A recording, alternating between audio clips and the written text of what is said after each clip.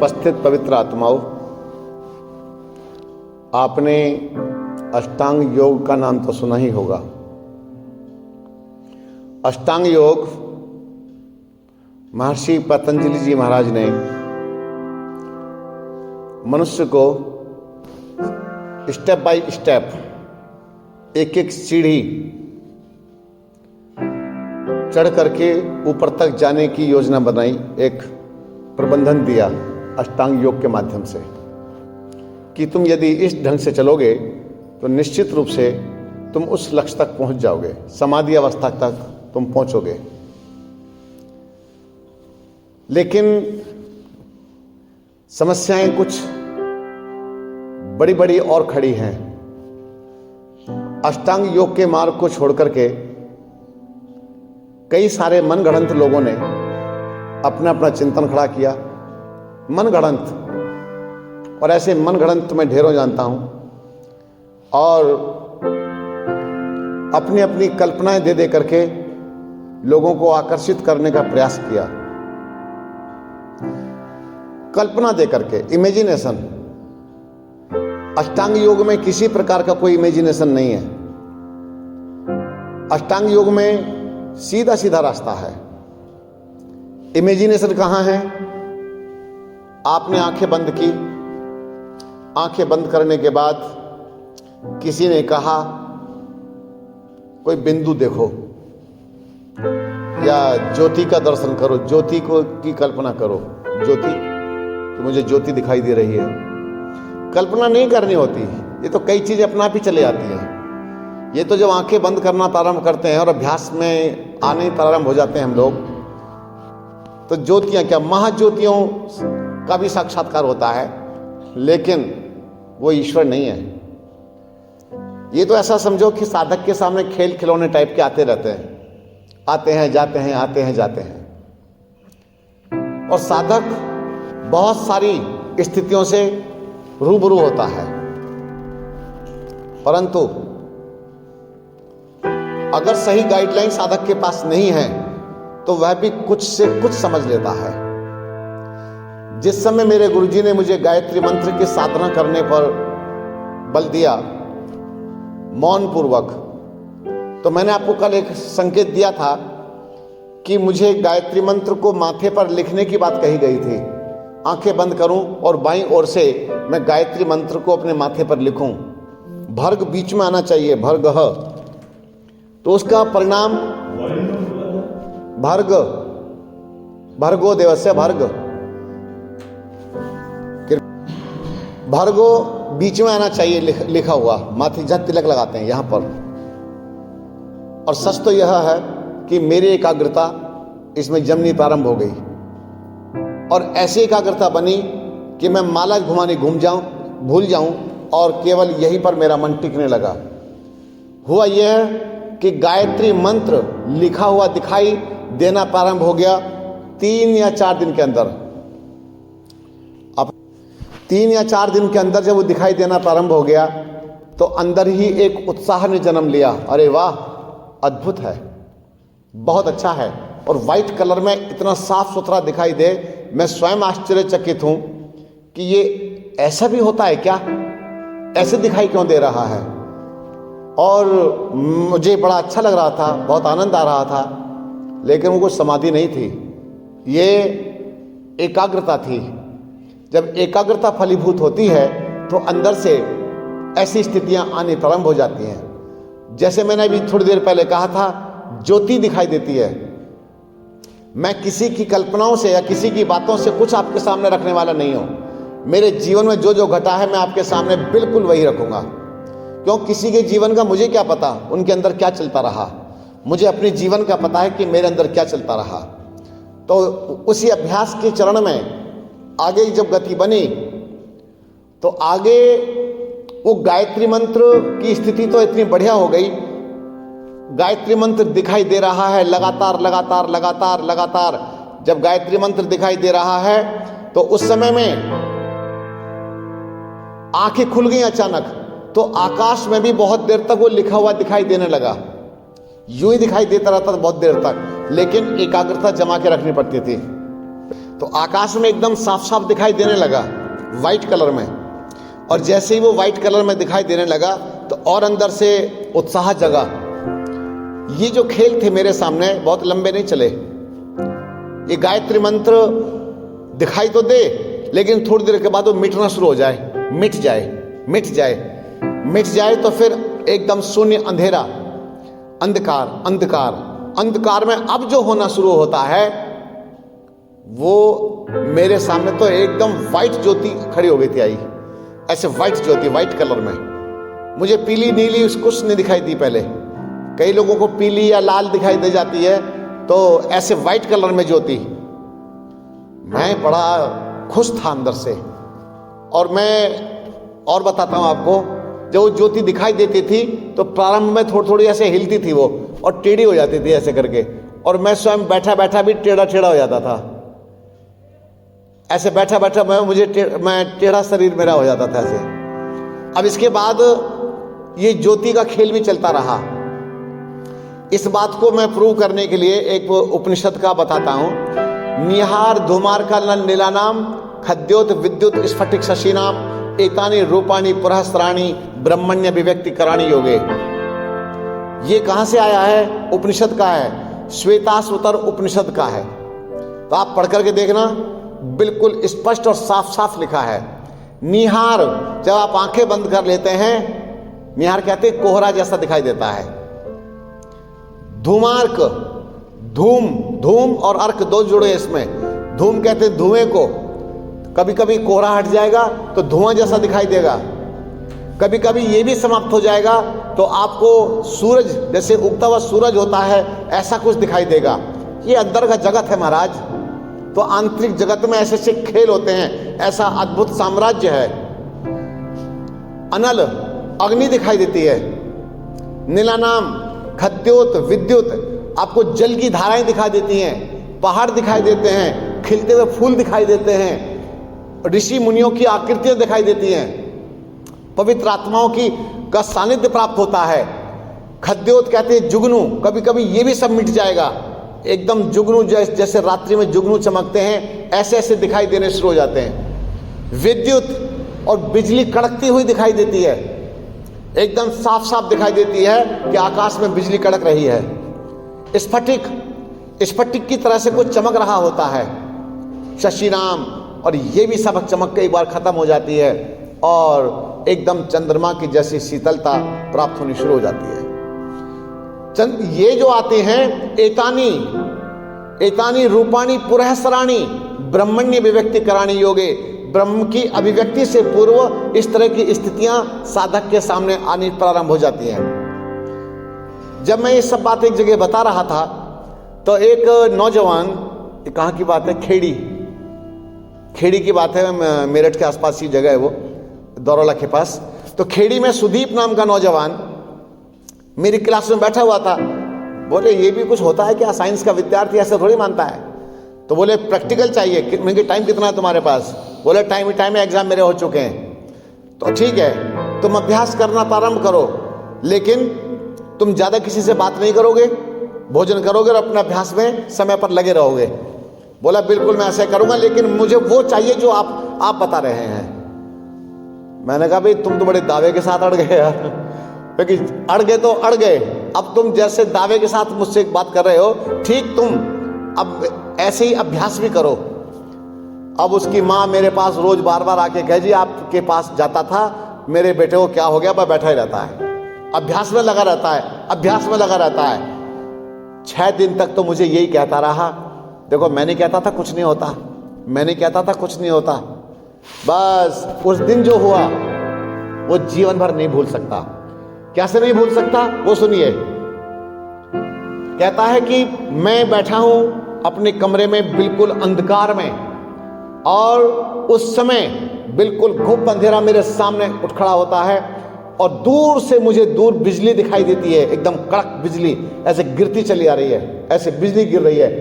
पहले बिजली चमकती है और फिर बिजली गिरती है, चले आए, और बिजली गिरती चली आ रही है। बिजली मेरे पास तक आ गई मेरे, और वो बिजली कहते हैं मेरे ऊपर गिरने ही वाली थी, यूं चली आ रही थी बिजली, ऐसे बिजली चली आ रही है।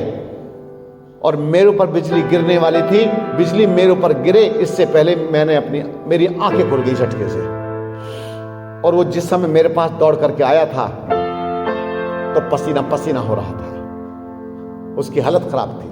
बोले मैं बहुत डर चुका हूं इस समय। बोले मैं तो लगता है कि मर गया होता, अभी बिजली मेरे ऊपर गिर जाती। मैंने कि अगर तेरे अंदर ये बिजली, तेरे ऊपर बिजली गिर गई होती, आज एक नए किसी महावीर का जन्म हो गया होता, आज हो सकता किसी बुद्ध का जन्म हो गया होता, आज किसी दिव्य आत्मा कोई जग गई होती। अरे इन जितनी भी पवित्र आत्माएं हुई हैं, जितने भी दिग्गज हुए हैं, इन सब के ऊपर कोई ना कोई बिजली तो गिरी अंदर, आंतरिक जगत में कोई ना कोई बिजली गिरी है। कुछ ना कुछ ऐसा हुआ है जिसे ये किसी को बता भी नहीं पा रहे हैं। जिसके ऊपर बिजली गिरी वो मौन हो गया, जिसके ऊपर बिजली गिरी वो मौन हो गया, वो किसी से बोल ही नहीं पाया। और बोला तो ऐसा बोला कि सब सन्नाटे में हो गए, केवल वही बोलता रहा, केवल वही बोलता है, फिर और कोई नहीं बोलता। तो इसी प्रकार से ऐसी अवस्थाएं आती हैं, ऐसी ऐसी स्थितियां आ जाती हैं। लेकिन आप एक बात बता देता हूं आपको, वो ब्रह्म की अभिव्यक्ति जब होती है वो अलग ही अनुभूति है। एकदम सन्नाटा, सुनसान, शांत, ऊपर नीचे, आगे पीछे, दाएं बाएं, सर्वत्र हर क्षण हर पल एक वही आनंद की प्राप्ति, एक वही अद्भुत आनंद प्राप्त होता है और कुछ नहीं। फिर वो जीवात्मा जब तक धरती पर रहेगा मुक्त आत्माओं की भांति अपने जीवन को व्यतीत करेगा, एकदम मुक्त आत्माओं की भांति जीवन व्यतीत करेगा।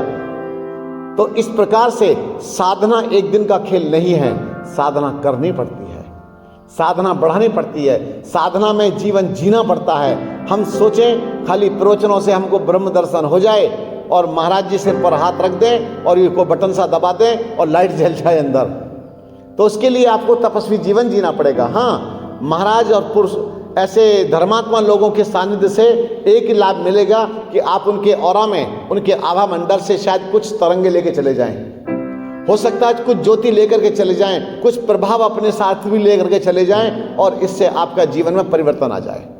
तो मेरा चिंतन तो यही है कि आपको जो करना है आप बिल्कुल सोच समझ करके अच्छे ढंग से करें। और जो जीवन बचा है, मैं आपसे एक बात कहता हूं, आप अगर अपने लिए समय नहीं निकालते हैं तो आप कृतज्ञ हैं।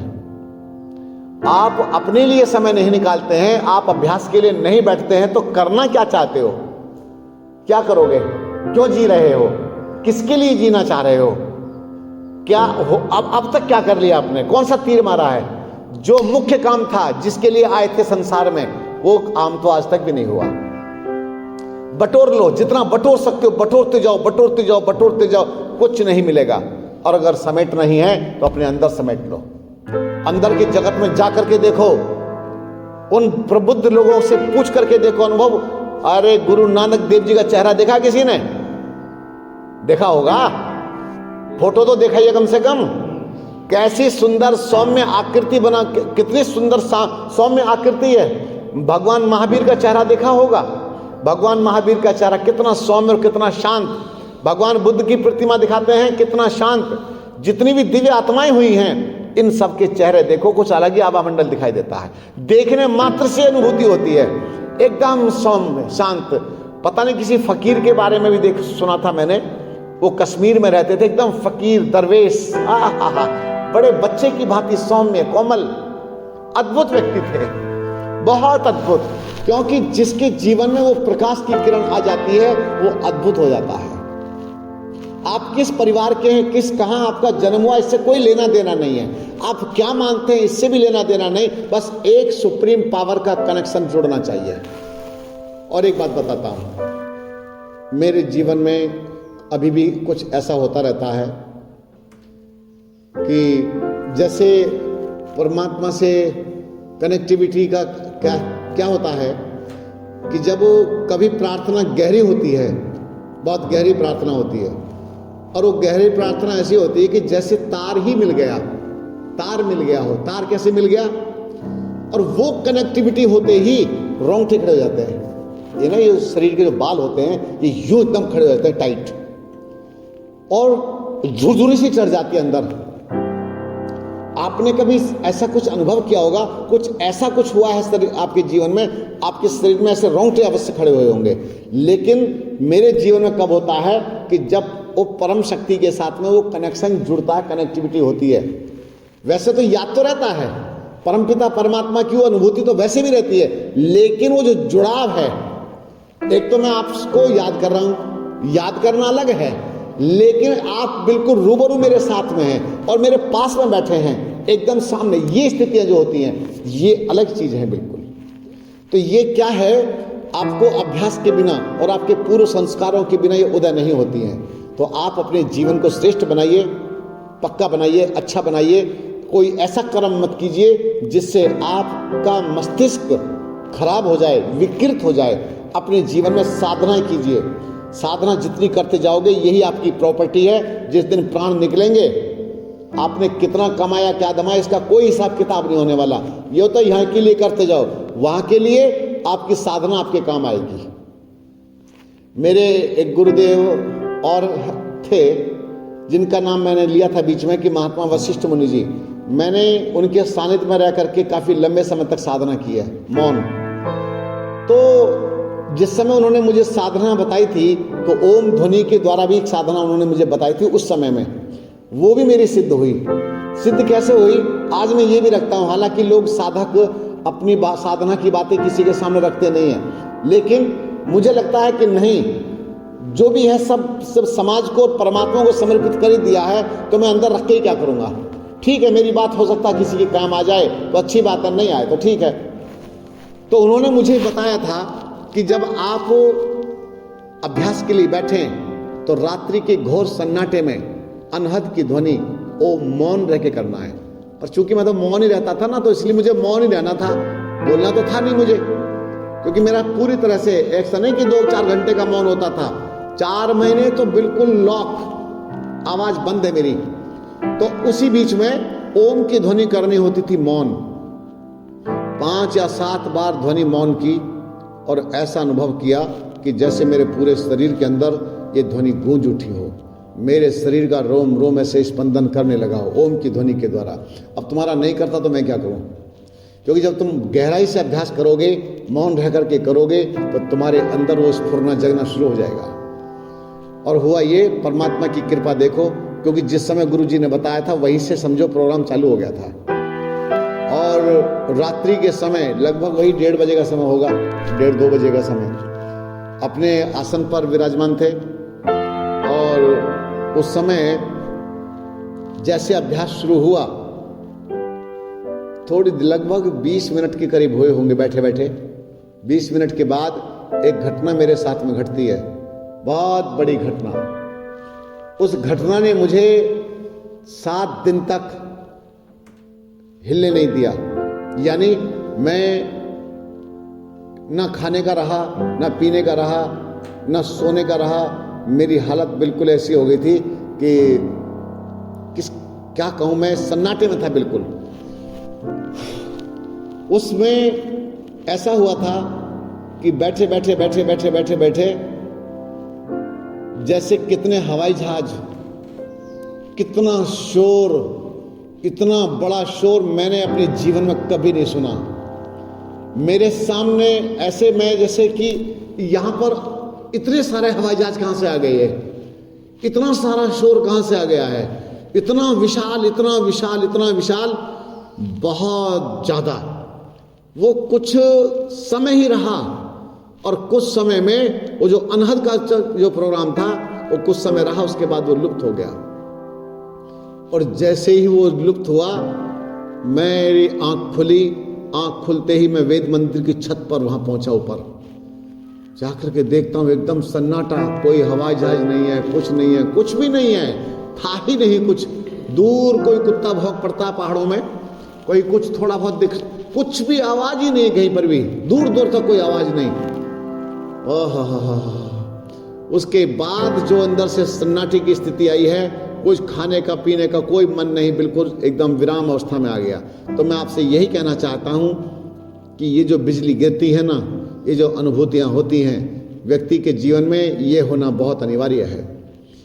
मेरे जीवन में एक घटना और घटती थी मैंने अपने गुरुजी से भी कहा कि मैं जब आंखें बंद करके बैठता हूं तो मुझे दिव्य आकृति दिखाई देती है, दिव्य आकृति दिखाई देती है। गुरुजी ने कहा भ्रमित मत हो, कि तुम्हारा अपना ही रूप है, अपना स्वरूप है, रूप नहीं स्वरूप है ये। मैंने कहा इतना दिव्य, और तो फिर मुझे पहाड़ों का दृश्य क्यों दिखाई देता है, पहाड़ों का ऐसा दृश्य क्यों दिखाई देता है? तो खाली आकाश दिखाई दे मुझे वो नहीं, पर मुझे पहाड़ों का दृश्य दिखाई देता है। तो उसके बाद बोले, मैंने कहा जी मैं यहां से जाऊंगा और मैं पहाड़ों की तरफ जाऊंगा, कि शायद हो सकता है कि कोई मुझे याद कर रहा हो, कोई मेरी प्रतीक्षा में हो कि आजा। और आपको बताता हूं, मैंने गुरुजी की बात नहीं मानी और मैं वहां से अपना थैला टांगा और निकलना शुरू कर दिया, जबकि मुझे जाना नहीं चाहिए था। ये तो जीवन के वो क्षण थे, मेरे अद्भुत क्षण थे। मैं ढूंढता रहा गंगोत्री में जाकर के, बड़े बड़े महात्माओं को टटोला, मुझे वो सुगंधी ना आवे।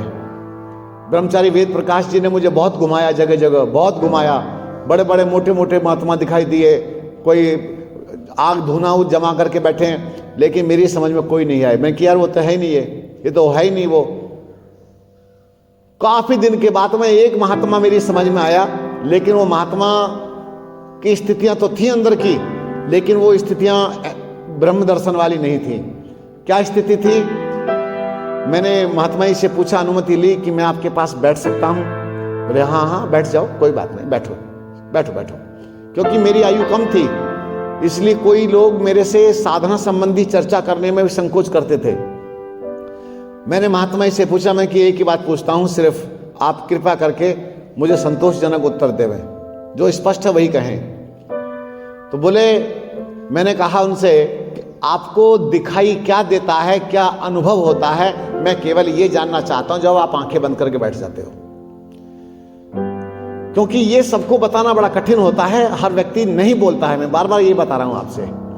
तो उन्होंने कहा कि देखो बेटा, जब मैं आंखें बंद करके बैठता हूं तो थोड़ी देर के बाद प्राणायाम आदि करने के बाद तो मुझे अंदर से दिखाई देता, देखो ऐसे ही ऐसे प्रकाश दिखाई देना शुरू होता है, और ऐसे प्रकाश प्रकाश प्रकाश, और वो प्रकाश बढ़ना शुरू हो जाता है, बढ़ता जाता है बढ़ता जाता है बढ़ता जाता है बढ़ता जाता है, और ऐसा लगता है थोड़ी देर के बाद कि मैं प्रकाश के आलोक में बैठ गया हूं, प्रकाश के आलोक में विराजमान हूं, और मेरा शरीर पूरा का पूरा प्रकाशित हो चुका होता है, प्रकाशमय हो जाता है।